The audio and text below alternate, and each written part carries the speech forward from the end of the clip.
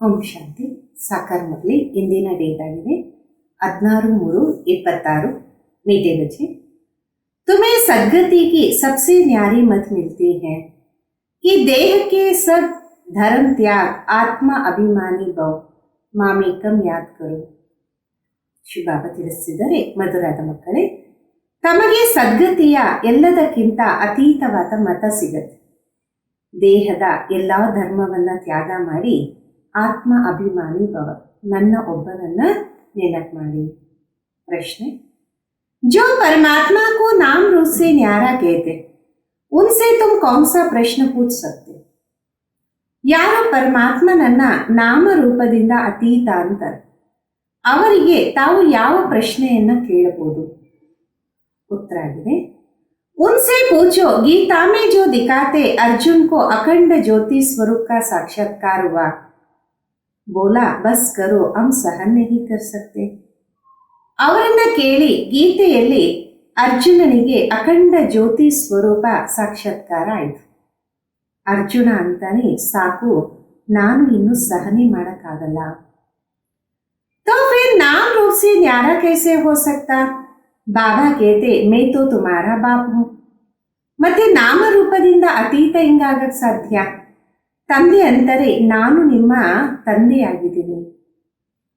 बाबा का रूप देखकर बच्चा खुश होगा, वो कैसे कहेगा मैं सहन नहीं कर सकता. ತಂದೆಯ ರೂಪವನ್ನ ನೋಡಿ ಮಗು ಖುಷಿ ಆಗ್ತದೆ. ಆತ ಹೆಂಗೆ ಹೇಳಕ್ ಸಾಧ್ಯ, ನಾನು ಸಹನೆ ಮಾಡೋದಿಲ್ಲ? ಹಾಡಾಗಿದೆ, ತೇರೆ ದ್ವಾರ್ ಕಡಾ ಹೇ ಭಗವಾನ್, ನಿಮ್ಮ ಬಾಗಿಲಲ್ಲಿ ಭಗವಂತ ನಿಂತಿದ್ದಾರೆ. ಓಂ ಶಾಂತಿ. भक्त कहते हम बहुत कंगाल बन गए, ए बाबा हम सबकी ಜೋಲಿ ಬರೆದು. ಭಕ್ತರಂತಾರೆ, ನಾವು ಬಹಳಷ್ಟು ಕಂಗಾಲರಾಗಿದ್ದೀವಿ, ಏ ತಂದೆ ನಮ್ಮ ಜೋಳಿಗೆಯನ್ನ ತುಂಬಿಸಿ. भगत गाते रहते जन्म बೈ जन्म सतयुग में भक्ति होती नहीं. ಭಕ್ತರು ಜನ್ಮ ಜನ್ಮನು ಗಾಯನ ಮಾಡ್ತಾ ಇರ್ತಾರೆ, ಸತ್ಯುಗದಲ್ಲಿ ಭಕ್ತಿ ಇರೋದೇ ಇಲ್ಲ. वहां पावन देवी देवता होते, भक्तों को कभी देवता नहीं कहा जाता. ಅಲ್ಲಿ ಪಾವನವಾದ ದೇವಿ ದೇವತೆಗಳು ಇರ್ತಾರೆ, ಭಕ್ತರಿಗೆ ಎಂದೂ ದೇವತೆ ಅಂತ ಹೇಳಕ್ಕೆ ಸಾಧ್ಯ ಇಲ್ಲ. जो स्वर्गवासी देवी देवता होते वह फिर पुनर्जन्म लेते लेते नरकवासी पूजारी भगत कंगाल बनते. ಯಾರು ಸ್ವರ್ಗವಾಸಿ ದೇವಿ ದೇವತೆ ಆಗ್ತಾರೆ, ಅವರೇ ಮತ್ತೆ ಪುನರ್ಜನ್ಮವನ್ನ ಪಡೀತಾ ಪಡೀತಾ ನರಕವಾಸಿ ಪೂಜಾರಿ ಭಕ್ತರು ಕಂಗಾಲರಾಗ್ತಾರೆ. बाप बैठ बच्चों को समझाते, बाप को एक भी मनुष्य नहीं जानते. ತಂದೆ ಕುತ್ಕೊಂಡು ಮಕ್ಕಳ ತಿಳಿಸ್ತಾರೆ, ತಂದೆಯನ್ನ ಒಬ್ಬ ಮನುಷ್ಯನು ಅರ್ಥ ಮಾಡ್ಕೊಂಡಿಲ್ಲ.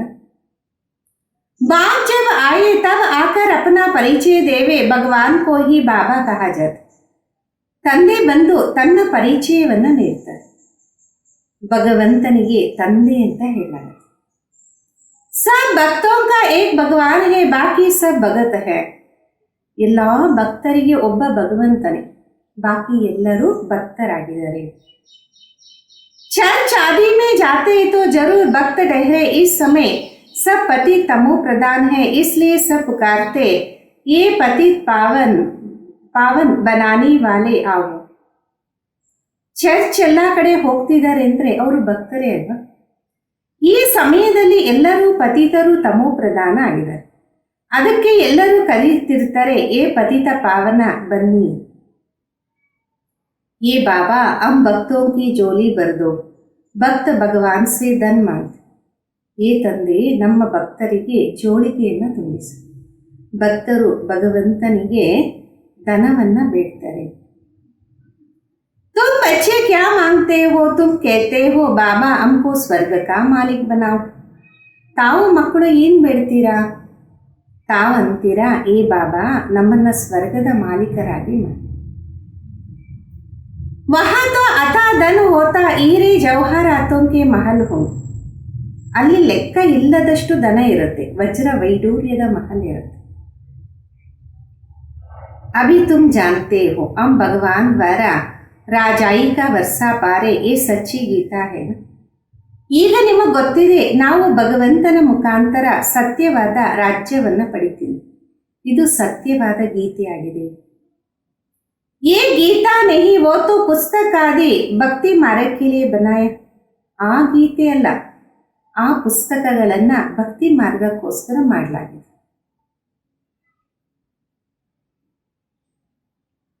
उनको भगवान ने ज्ञान नहीं दिया. भगवान तो इस समय नर से नारायण बनाने के लिए राजयोग सिखाते. ಅವರಿಗೆ ಭಗವಂತ ಜ್ಞಾನವನ್ನ ನೀಡಿಲ್ಲ. ಭಗವಂತ ಈ ಸಮಯದಲ್ಲಿ ನರನಿಂದ ನಾರಾಯಣ ಆಗಕ್ಕೋಸ್ಕರ ರಾಜಯೋಗವನ್ನ ಕಲಿಸ್ಕೊಡ್ತಾರೆ.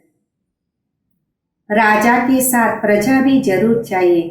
ಸಿರ್ಫ್ ಲಕ್ಷ್ಮೀ ನಾರಾಯಣ್ ತೋ ನಹಿ ಬನೆಂಗೆ. ರಾಜನ ಜೊತೆ ಪ್ರಜೆಗಳು ಖಂಡಿತ ಬೇಕು, ಬರೀ ಲಕ್ಷ್ಮೀ ನಾರಾಯಣರೇ ಆಗೋದಿಲ್ಲ. ಸಾರಿ ರಾಜಧಾನಿ बनते अब तुम बच्चे जानते हो भगवान कौन है और कोई भी मनुष्य मात्र नहीं जानता. ಇಡೀ ರಾಜಧಾನಿ ತಯಾರಾಗುತ್ತೆ. ಈಗ ಮಕ್ಕಳಿಗೆ ಗೊತ್ತಾಗಿದೆ ಭಗವಂತ ಯಾರು, ಯಾರೇ ಮನುಷ್ಯರಿಗೆ ಈ ಒಂದು ಅರಿವು ಇಲ್ಲ.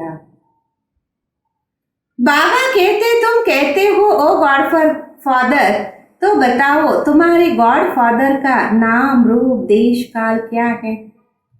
ना भगवान को जानते ना उनकी रचना को जानते. ತಂದೆ ಅಂತಾರೆ, ನೀವೇ ಅಂತಿರಲ್ಲ ಓ ಗಾಡ್ ಫಾದರ್ ಅಂತ. ಅಂದಮೇಲೆ ತಿಳಿಸಿ, ಓ ಗಾಡ್ ಫಾದರ್ ಅಂದಾಗ ಅವರ ನಾಮ, ರೂಪ, ದೇಶ, ಕಾಲ ಏನಿರಬಹುದು. ಭಗವಂತನ ಬಗ್ಗೆನೂ ಗೊತ್ತಿಲ್ಲ, ಆತನ ರಚನೆಯ ಬಗ್ಗೆನೂ ಗೊತ್ತಿಲ್ಲ. बाप आकर कहते कलप कलप के संगम पर आता हूँ, सारी रचना के आदि मध्य अंत का राज है, रचता ही आकर समझाते. ತಂದೆ ತಿಳಿಸ್ತಾರೆ, ನಾನು ಕಲ್ಪ ಕಲ್ಪ ಸಂಗಮದಲ್ಲೇ ಬರ್ತೀನಿ. ಇಡೀ ರಚನೆಯ ಆದಿ ಮಧ್ಯ ಅಂತ್ಯದ ರಹಸ್ಯವನ್ನ ರಚಯಿತನೇ ಬಂದು ತಿಳಿಸ್ತಾರೆ. ಕೈ ತೋ कहते वो नाम रूप से न्यारा वो आ नहीं सकता, तुम जानते हो बाबा आया. ಕೆಲವರಂತಾರೆ ಅವರು ನಾಮರೂಪದಿಂದ ಅತೀತ, ಅವರು ಬರಕ್ಕಾಗೋದಿಲ್ಲ. ನಿಮಗೆ ಗೊತ್ತಿದೆ, ತಂದೆ ಬಂದಿದ್ದಾರೆ. शिव जयंती भी निराकार की गाई जाती तो श्री कृष्ण जयंती भी गाई जाती. आप शिव जयंती कब होती वो मालूम होना चाहिए. ಶಿವ ಜಯಂತಿನೂ ನಿರಾಕಾರಂದೇ ಗಾಯನ ಮಾಡಲಾಗತ್ತೆ, ಶ್ರೀಕೃಷ್ಣ ಜಯಂತಿನೂ ಗಾಯನ ಮಾಡಲಾಗತ್ತೆ. ಈಗ ಶಿವ ಜಯಂತಿ ಯಾವಾಗ ಆಗತ್ತೆ ಇದು ಗೊತ್ತಾಗಬೇಕಲ್ಲ. जैसे क्रिश्चियन को मालूम है कि क्राइस्ट का जन्म कब हुआ, क्रिश्चियन धर्म कब स्थापन हुआ, ये तो है भारत की बात. ಯಾವ ರೀತಿ ಕ್ರೈಸ್ತರಿಗೆ ಗೊತ್ತಿದೆ ಕ್ರೈಸ್ತನ ಜನ್ಮ ಯಾವಾಗಾಯಿತು, ಕ್ರೈಸ್ತನ ಧರ್ಮ ಯಾರು ಸ್ಥಾಪನೆ ಮಾಡಿದ್ರು, ಇದಂತೂ ಭಾರತದ ವಿಷಯ. ಭಗವಾನ್ ಭಾರತ್ ಕಿ ಜೋಲಿ ಕಬ್ ಬರ್ತೆ ಭಕ್ತ ಪುಕಾರ್ತೆ ಏ ಭಗವಾನ್ ಜೋಲಿ ಬರ್ದು. ಭಗವಂತ ಭಾರತದ ಜೋಳಿಗೆಯನ್ನು ತುಂಬಿಸ್ತಾರೆ. ಭಕ್ತರು ಕರೀತಾರೆ, ಏ ಭಗವಂತ ಜೋಳಿಗೆಯನ್ನು ತುಂಬಿಸಿ. सदगति में ले जाओ क्योंकि हम दुर्गति में पड़े हैं, तमो प्रधान है, ಆತ್ಮ ಹಿ ಶರೀರ್ ಕೆ ಸಾಥ್ ಬೋಲ್ತಿ. ಸದ್ಗತಿಯಲ್ಲಿ ಕರ್ಕೊಂಡೋಗಿ, ಯಾಕೆಂದರೆ ನಾವು ದುರ್ಗತಿಯಲ್ಲಿ ಬಿದ್ದಿದ್ದೀವಿ. ಆತ್ಮನೇ ಶರೀರದ ಮುಖಾಂತರ ಮಾತಾಡುತ್ತೆ. ಕೈ ಮನುಷ್ಯ ಸಾಧು ಸಂತ ಆದಿ कहते आत्मा निर्लेप है, कोई भी है कि अच्छे व बुरे संस्कार आत्मा में रहते हैं. ಯಾರೇ ಮಾನವ ಆಗಿರಬಹುದು, ಬರೀ ಅವರು ಸಾಧು ಸಂತರು, ಆದರೆ ಅಂತಾರೆ ಆತ್ಮನಿರ್ಲೇಪ ಅಂತ. ಇದು ಅಂತಾರೆ ಒಳ್ಳೆಯದು ಕೆಟ್ಟದು ಸಂಸ್ಕಾರ ಆತ್ಮದಲ್ಲೇ ಇರುತ್ತೆ. उस आधार पर आत्मा जन्म लेती फिर कहते आत्मा तो निर्लेप है. ಅದರ ಆಧಾರದ ಮೇಲೆ ಆತ್ಮ ಜನ್ಮವನ್ನ ಪಡೆಯುತ್ತೆ, ಮತ್ತೆ ಹೇಳ್ತಾರೆ ಆತ್ಮನೇ ನಿರ್ಲೇಪ. कोई भी बुद्धिमान मनुष्य नहीं जो समझाए, इनमें भी अनेक मत है. ಯಾರು ಬುದ್ಧಿವಂತ ಮಾನವ ಇಲ್ಲ ತಿಳಿಸ್ಕೊಡೋದಕ್ಕೆ, ಇದರಲ್ಲೂ ಅನೇಕ ಮತಗಳಿದೆ. जो घर से रूठते वो शास्त्र बना देते, ಶ್ರೀಮದ್ ಭಗವದ್ಗೀತಾ ಏಕ है. ಯಾರು ಮನೆಯಿಂದ ಮುನಿಸ್ಕೊಂತಾರೆ ಅವರೆಲ್ಲ ಶಾಸ್ತ್ರಗಳನ್ನು ಮಾಡ್ಬಿಡ್ತಾರೆ. ಶ್ರೀಮದ್ ಭಗವದ್ಗೀತೆನೂ ಒಂದಾಗಿದೆ. व्यास ने जो श्लोक आदि बनाए वो कोई भगवान ने नहीं गाए. भगवान निराकार जो ज्ञान का सागर है वो बच्चों को समझाते भगवान एक है. ವ್ಯಾಸ ಏನು ಶ್ಲೋಕಗಳನ್ನು ತಯಾರು ಮಾಡಿದ್ರು ಅದೇನು ಭಗವಂತ ಗಾಯನ ಮಾಡಿದ್ದಲ್ಲ. ಭಗವಂತ ನಿರಾಕಾರ ಜ್ಞಾನ ಸಾಗರ. ಅವರು ಕುತ್ಕೊಂಡು ಮಕ್ಕಳಿಗೆ ತಿಳಿಸ್ತಾರೆ ಭಗವಂತ ಒಬ್ಬರೇ ಇದ್ದಾರೆ. भारतवासियों को ये भी पता नहीं गाते भी है ईश्वर की गतमत्यारी है. ಭಾರತವಾಸಿಗಳಿಗೆ ಇದು ಗೊತ್ತಿಲ್ಲ, ಗಾಯನವನ್ನ ಮಾಡ್ತಾರೆ ಈಶ್ವರನ ಗತಿ ಮತಿ ಅತೀತ ಆಗಿದೆ. अच्छा कौन सा गतमत न्यारी है, ईश्वर की गतमत न्यारी है या किसने कहा? ಸರಿ, ಒಳ್ಳೆಯದು. ಯಾವ ಒಂದು ಗತಿ ಮತ ಅತೀತ ಆಗಿದೆ? ಈಶ್ವರನ ಗತಿ ಮತ ಅತೀತನ? ಇದನ್ನು ಯಾರು ಹೇಳಿದ್ರು? आत्मा कहते उसकी सद्गति के लिए जो मत है उसको श्रीमत कहा जाता.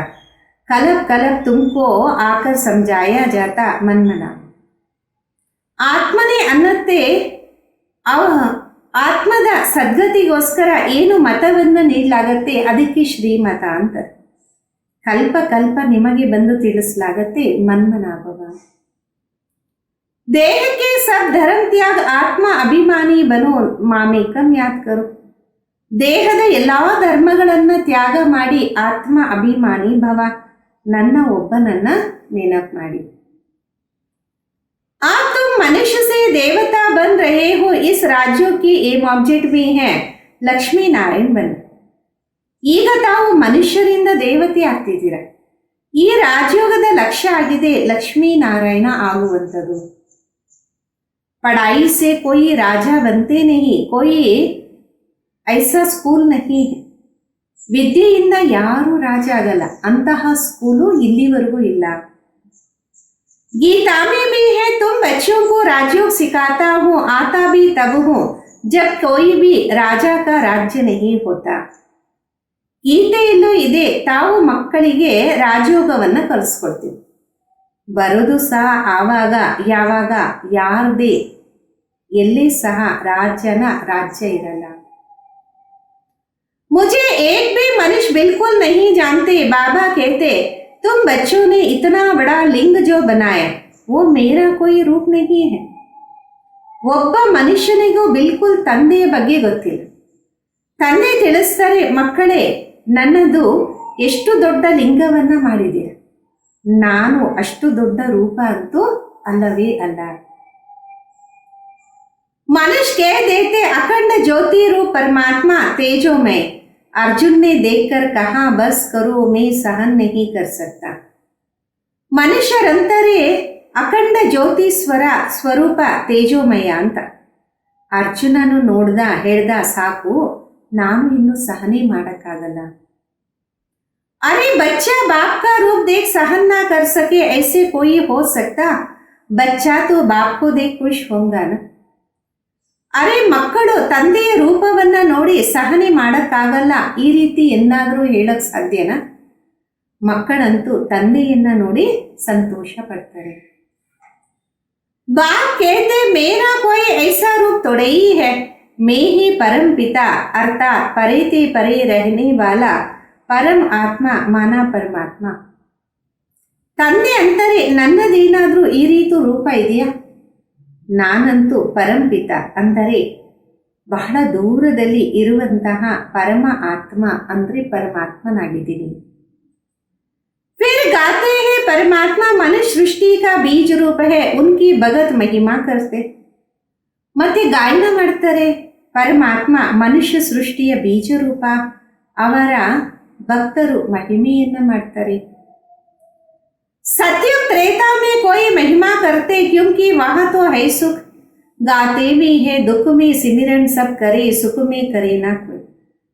ಸತ್ಯುಗ ತ್ರೇತಾದಲ್ಲಿ ಯಾರೂ ಮಹಿಮೆ ಮಾಡಲ್ಲ, ಯಾಕೆಂದರೆ ಅಲ್ಲಿ ಇರೋದೇ ಸುಖ. ಗಾಯನನು ಮಾಡಲಾಗತ್ತೆ, ದುಃಖದಲ್ಲಿ ಎಲ್ಲರೂ ಸ್ಮೃತಿ ಮಾಡ್ತಾರೆ, ಸುಖದಲ್ಲಿ ಯಾರು ಮಾಡಲ್ಲ.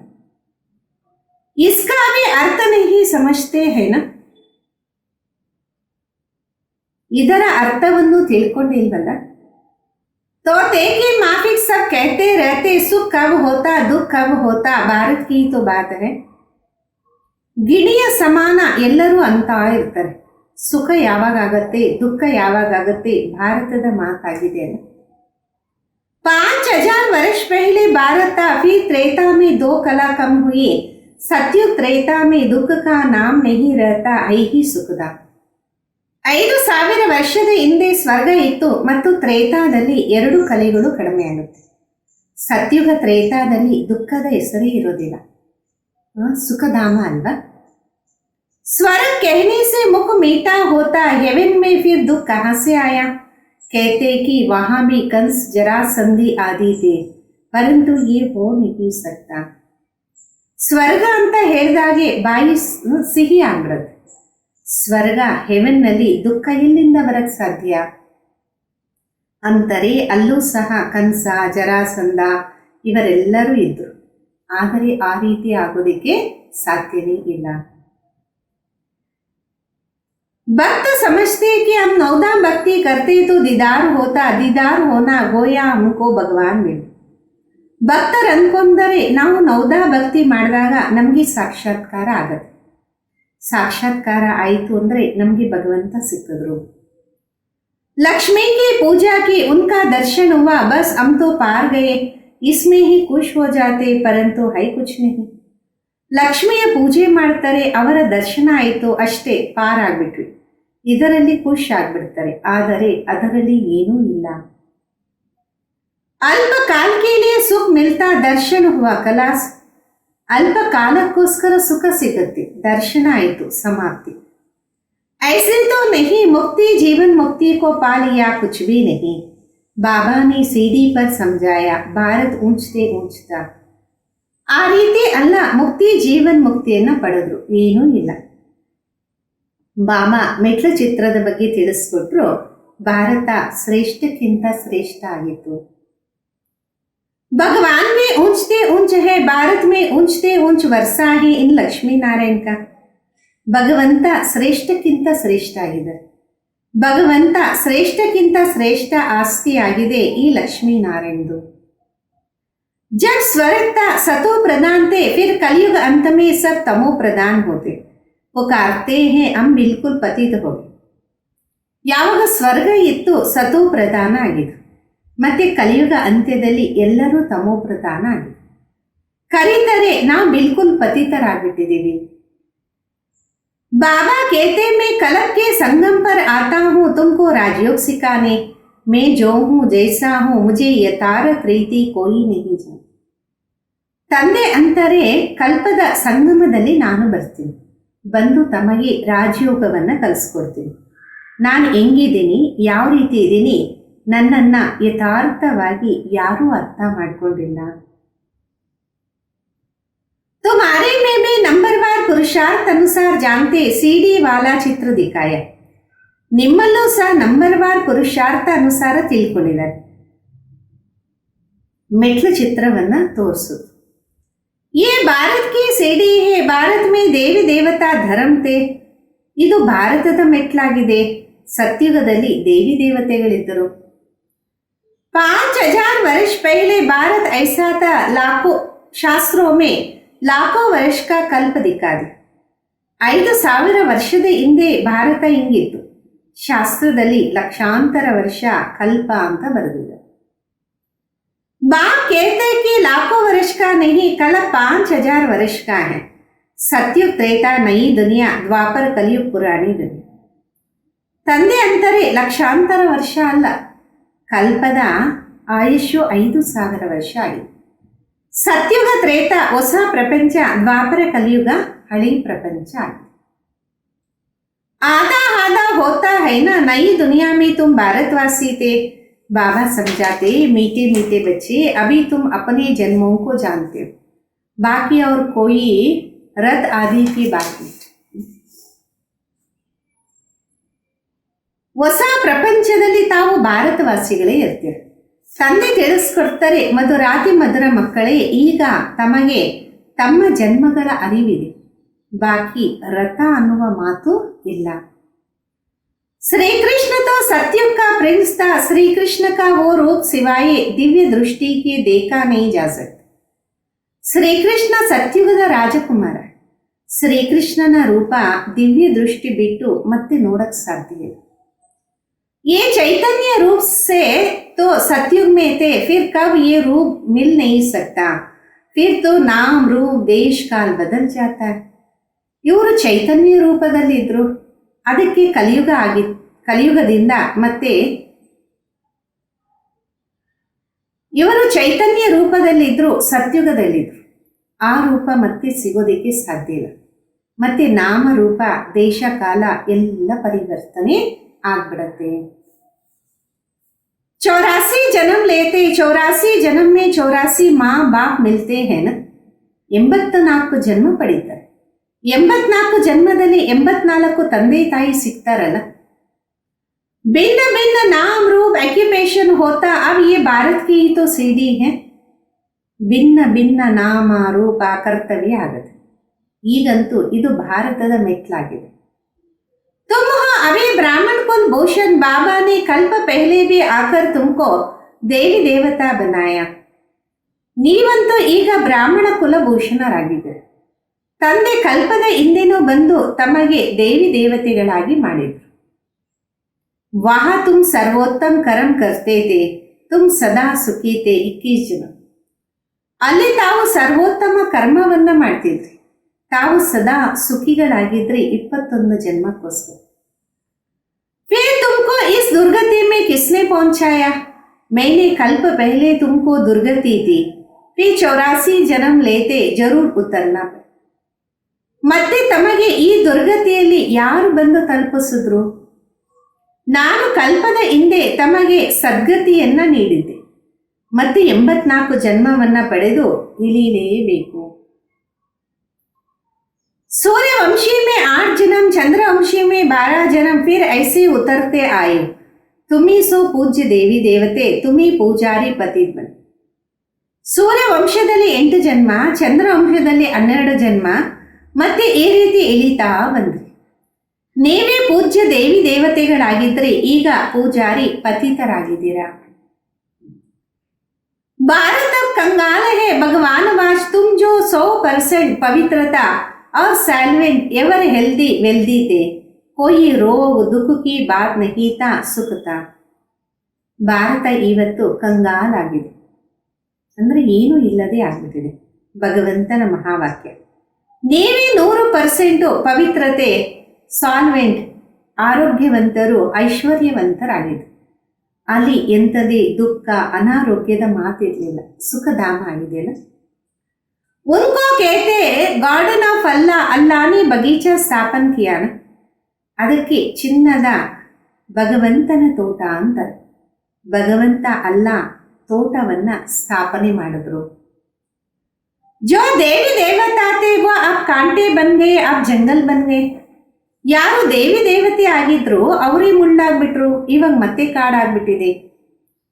जंगल में कांटे लगते, बाबा कहते काम महाशत्रु है, इस पर जीत पाओ. ಕಾಡಿನಲ್ಲಿ ಮುಳ್ಳು ತಾಕತ್ತೆ. ತಂದೆ ತಿಳಿಸ್ತಾರೆ ಈ ಕಾಮ ಮಹಾಶತ್ರು ಆಗಿದೆ, ಇದರ ಮೇಲೆ ವಿಜಯವನ್ನ ಪಡೆ. इसने आदि मध्य अंत तुमको दुख दिया, एक दो पर काम कटारी चलाना ये सबसे बड़ा पाप है. ಇದೇ ನಿಮಗೆ ಆದಿ ಮಧ್ಯ ಅಂತ್ಯ ದುಃಖವನ್ನ ನೀಡಿದೆ. ಒಬ್ಬರು ಇನ್ನೊಬ್ಬರಿಗೆ ಕಾಮ ಕಟಾರಿಯನ್ನ ನಡೆಸೋದು ಬಹಳ ದೊಡ್ಡ ಪಾಪ ಆಗಿದೆ. बाप बैठ अपना परिचय देते, मैं परमधाम में रहने वाला परमात्मा हूँ. मुझे कहते मैं सृष्टि का बीज रो परम आत्मा, मैं सबका बाप हूँ. ತಂದೆ ಕುತ್ಕೊಂಡು ತನ್ನ ಪರಿಚಯವನ್ನ ನೀಡ್ತಾರೆ. ನಾನು ಪರಂಧಾಮದಲ್ಲಿ ಇರುವಂತಹ ಪರಮ ಆತ್ಮನಾಗಿದ್ದೀನಿ. ನನಗಂತರೆ ನಾನು ಸೃಷ್ಟಿಯ ಬೀಜ ರೂಪ ಪರಮ ಆತ್ಮ. ನಾನು ಎಲ್ಲರ ತಂದೆಯಾಗಿದ್ದೀನಿ. सभी आत्माएं बाबा को पुकारते, ये परम पिता परमात्मा. जैसे तुम्हारी आत्मा स्टार मिसाल है, बाप भी परम आत्मा स्टार है, छोटा बड़ा. ಎಲ್ಲ ಆತ್ಮಗಳು ತಂದೆಯನ್ನ ಕರೀತಾರೆ ಏ ಪರಮ ಪಿತಾ ಅಂತ. ಯಾವ ರೀತಿ ತಮ್ಮ ಆತ್ಮ ನಕ್ಷತ್ರ ಸಮಾನ ಆಗಿದೆ, ತಂದೆನೂ ಪರಮ ಆತ್ಮ ನಕ್ಷತ್ರ ಆಗಿದ್ದರೆ ಸಣ್ಣದು ದೊಡ್ಡದು ಅನ್ನೋದು ಇಲ್ಲ. बाबा कहते मैं अंगुष्ठे मिसाल नहीं हूं, मैं परम आत्मा हूं. ತುಮ್ ಸಬ್ಕಾ ಬಾಪ್ ಹೂಂ. ತಂದೆ ತಿಳಿಸ್ತಾರೆ, ನಾನು ಅಂಗುಷ್ಟ ಆಕಾರದಲ್ಲಿಲ್ಲ, ನಾನು ಪರಮ ಆತ್ಮನಾಗಿದ್ದೀನಿ, ನಿಮ್ಮೆಲ್ಲರ ತಂದೆಯಾಗಿದ್ದೀನಿ. ಉನ್ಕೋ ಕಹಾ ಜಾತಾ ಸುಪ್ರೀಂ ಸೋಲ್ ನಾಲೆಜ್ಫುಲ್. ಬಾಬಾ ಸಮಜಾತೆ ಮೇ ನಾಲೆಜ್ಫುಲ್ ಮನುಷ್ಯ ಸೃಷ್ಟಿಗೆ ಜಾಡ್ ಕಾ ಬೀಜ ರೂಪ. ಅವರಿಗೆ ತಿಳಿಸಲಾಗತ್ತೆ ಪರಮ ಆತ್ಮ ಜ್ಞಾನವಂತರು ಅಂತ. ತಂದೆ ತಿಳಿಸ್ತಾರೆ, ನಾನು ಜ್ಞಾನವಂತ, ಮನುಷ್ಯ ಸೃಷ್ಟಿಯ ವೃಕ್ಷದ ಬೀಜ ಆಗಿದೆ. मुझे भक्त लोग कहते कि परमात्मा सत्यचित्त आनंद स्वरूप है, वो ज्ञान का सागर है, सुख का सागर. ನನಗೆ ಭಕ್ತರಂತಾರೆ ಪರಮಾತ್ಮ ಸತ್ಯಚಿತ್ತ ಆನಂದ ಸ್ವರೂಪ ಆಗಿದೆ, ಅವರು ಜ್ಞಾನ ಸಾಗರ, ಸುಖದ ಸಾಗರ ಆಗಿದೆ.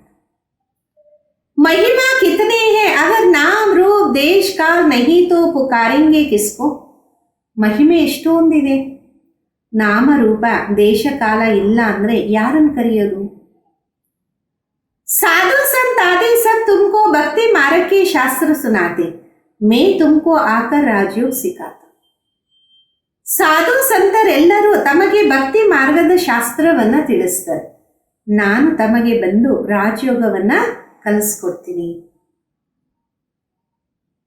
बाप समझाते, तुम पतित पावन मुझ ज्ञान सागर बाबा को कहते, तुम भी मास्टर ज्ञान सागर हो. ತಂದೆ ತಿಳಿಸ್ತಾರೆ, ತಾವು ಪತಿತ ಪಾವನ ಜ್ಞಾನ ಸಾಗರ ಅಂತ ತಂದೆಯೇ ಅಂತೀರ, ನೀವು ಸಹ ಮಾಸ್ಟರ್ ಜ್ಞಾನ ಸಾಗರ ಆಗಿದ್ದೀರಾ. ಜ್ಞಾನ ಸೇ ಸದ್ಗತಿ ಮಿಲ್ತಿ ಭಾರತ್ ಕೋ ಸದ್ಗತಿ ಬಾಬಾ ದೇತೆ. ಜ್ಞಾನದಿಂದ ಸದ್ಗತಿ ಸಿಗತ್ತೆ, ಭಾರತಕ್ಕೆ ಸದ್ಗತಿ ತಂದೆನೇ ಕೊಡ್ತಾರೆ.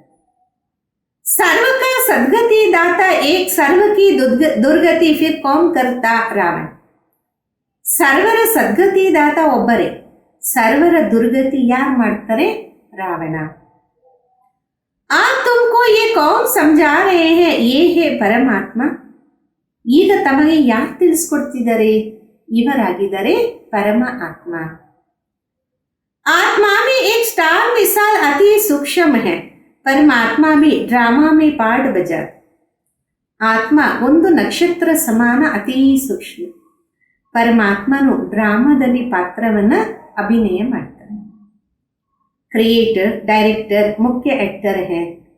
बाप समझाते ऊंचते ऊंच पार्टधारी कौन, ऊंचते ऊंच भगवान. ಕ್ರಿಯೇಟರ್, ಡೈರೆಕ್ಟರ್, ಮುಖ್ಯ ಆಕ್ಟರ್ ಅವರೇ ಆಗಿದ್ದಾರೆ. ತಂದೆ ತಿಳಿಸ್ತಾರೆ, ಶ್ರೇಷ್ಠಕ್ಕಿಂತ ಶ್ರೇಷ್ಠ ಪಾತ್ರಧಾರಿ ಯಾರು, ಶ್ರೇಷ್ಠಕ್ಕಿಂತ ಶ್ರೇಷ್ಠ ಭಗವಂತ.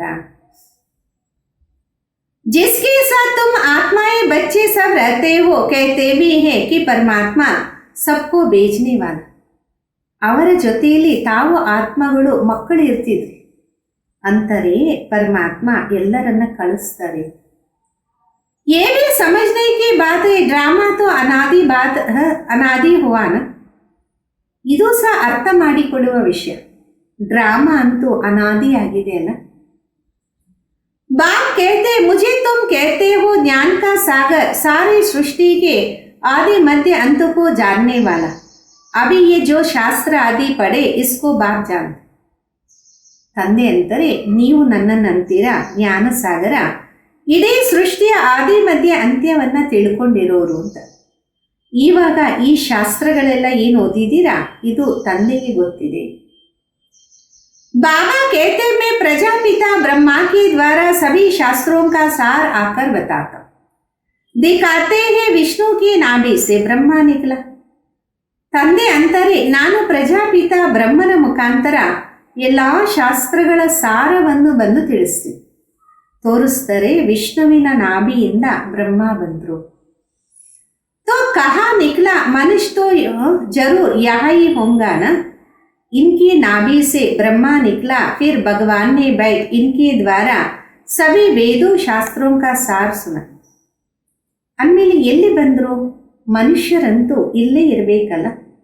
ಇವರ ನಾಭಿಯಿಂದ ಬ್ರಹ್ಮ ಬಂದಿದ್ದಾರೆ, ಮತ್ತೆ ಭಗವಂತ ಕುತ್ಕೊಂಡು ಇವರ ಮುಖಾಂತರ ಎಲ್ಲ ವೇದ ಶಾಸ್ತ್ರಗಳ ಸಾರವನ್ನ ತಿಳಿಸ್ತಾ ಇದ್ದಾರೆ.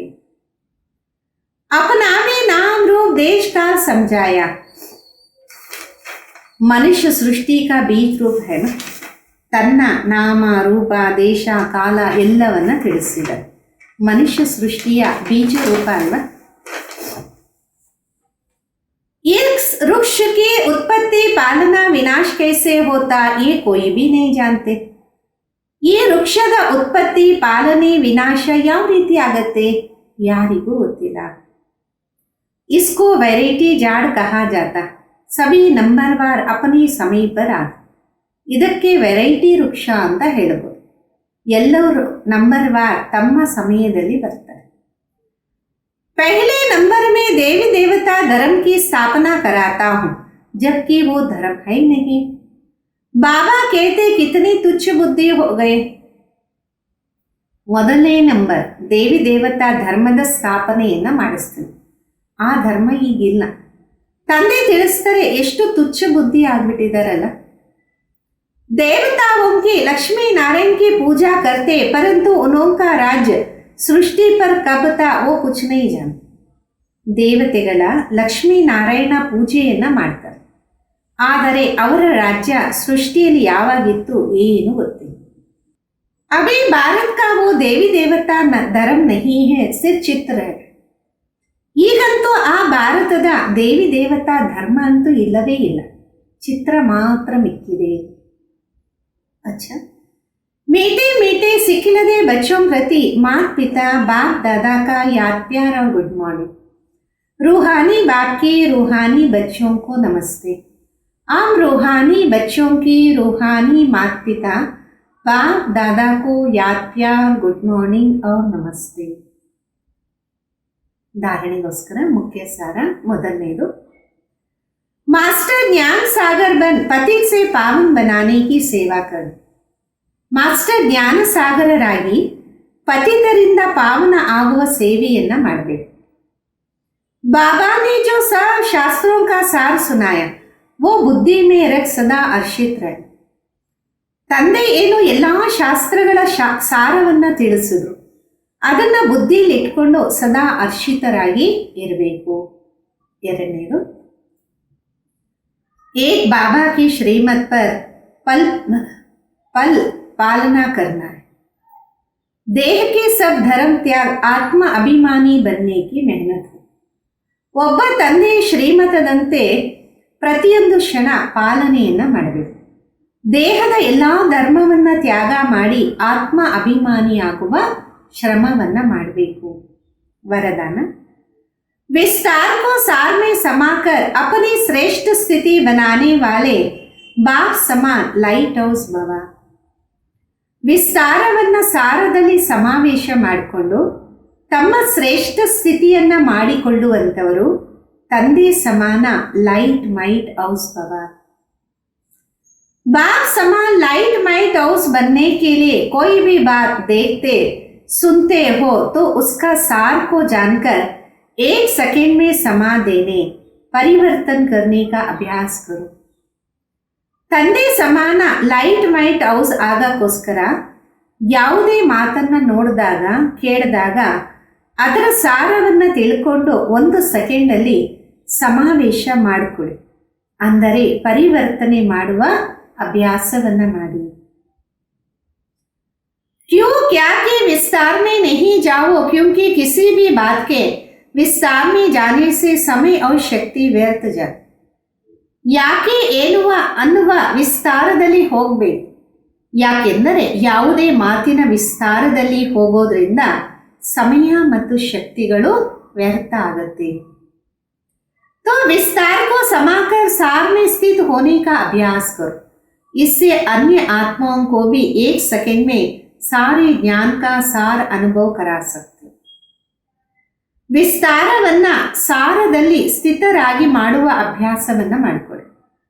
ಇದರಿಂದ ಅನ್ಯ ಆತ್ಮಗಳಿಗೂ ಒಂದು ಸೆಕೆಂಡಲ್ಲಿ ಜ್ಞಾನದ ಸಾರವನ್ನ ಅನುಭವ ಮಾಡಿಸಬಹುದಾಗಿದೆ.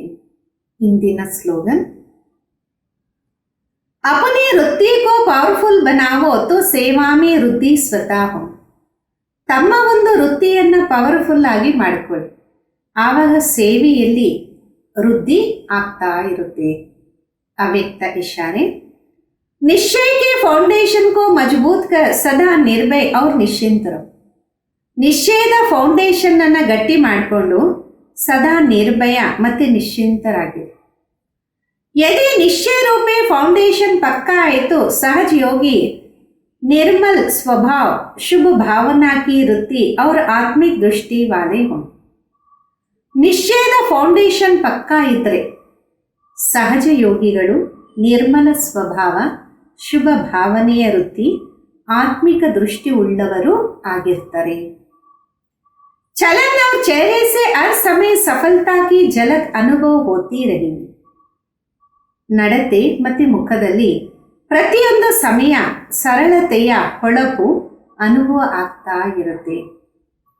तो हर एक की विशेषता को स्मृति में रख एक दो के फाइटफुल रहो तो उनकी बातों का भाव बदल जाए. ಪ್ರತಿಯೊಬ್ಬರ ವಿಶೇಷತೆಯನ್ನು ಸ್ಮೃತಿಯಲ್ಲಿಟ್ಕೊಂಡು ಒಬ್ಬರು ಇನ್ನೊಬ್ಬರಿಗೆ ವಿಶ್ವಾಸ ಪಾತ್ರರಾಗಿರಿ. ಆಗ ಅವರ ಮಾತಿನ ಭಾವ ಪರಿವರ್ತನೆಯಾಗತ್ತೆ. ಓಂ ಶಾಂತಿ.